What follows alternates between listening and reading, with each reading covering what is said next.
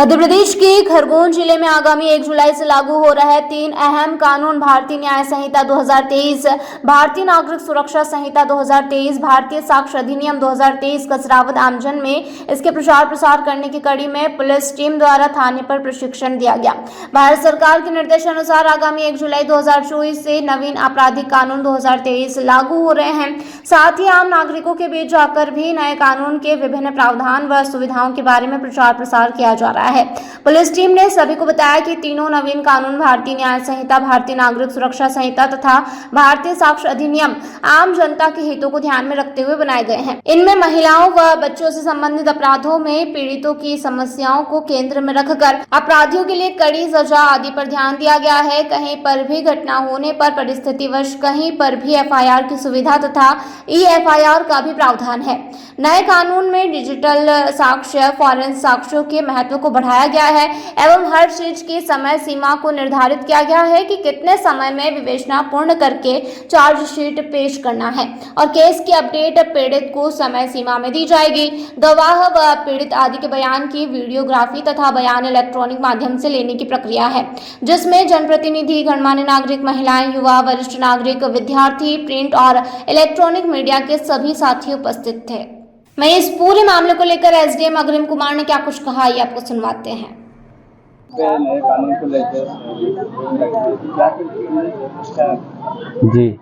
आज 1 जुलाई 2024 से जैसा कि आप सबको विदित है कि 3 नए क्रिमिनल लॉज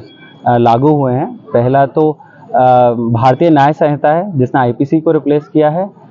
भारतीय नागरिक सुरक्षा संहिता है जिसने सीआरपीसी को रिप्लेस किया है और इंडियन एविडेंस एक्ट को भारतीय साक्ष्य अधिनियम से रिप्लेस किया गया है। तो आज थाने कसरावद में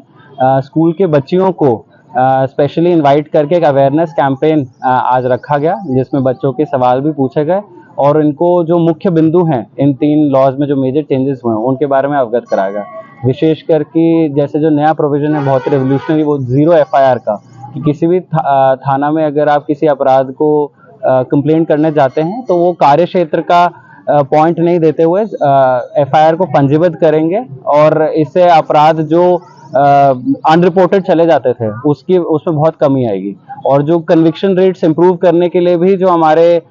इन 3 एक्ट्स में चेंजेस करे गए हैं उन पर चर्चा करी गई। तो बच्चों में काफी उत्साह भी था, बहुत सारे बच्चे पुलिस ऑफिसर्स भी बनना चाहते हैं, तो काफी अच्छा और एक इंटरैक्टिव सेशन रहा है।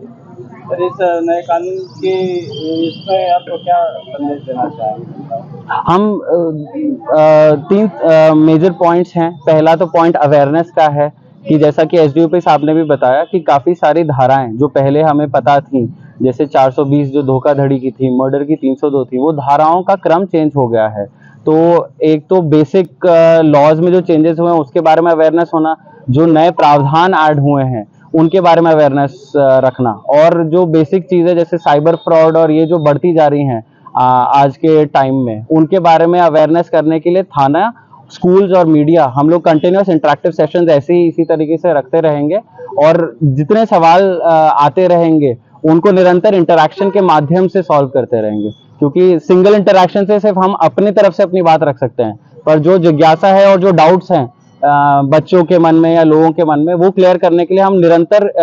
सेशंस रखने का प्लान किया है, सो दैट सब लोग हर प्रोविजन के बारे में भी अवेयरनेस रहे और क्राइम अंडर रिपोर्टिंग जो अभी होती है और जो कई सारे दुष्कर्म अभी बढ़ गए हैं पर रिपोर्ट नहीं होते या थाने के डर से लोग नहीं आते हैं, वो खत्म हो। पहले तो पुलिस को कितना एक्सेसिबल बनाया जाए, प्रशासन को कितना एक्सेसिबल बनाया जाए और सब लोग एक्सेस कर पाए और डर खत्म हो। जैसा कि आज कोई जनप्रतिनिधि भी मैडम आई थी, वो बता रही थी कि जब वो महिलाओं को बुलाने गई तो महिलाएं थाने के नाम से ही डर गई कि हमने तो कुछ गलत नहीं किया तो हम थाने क्यों जाए। तो वो जो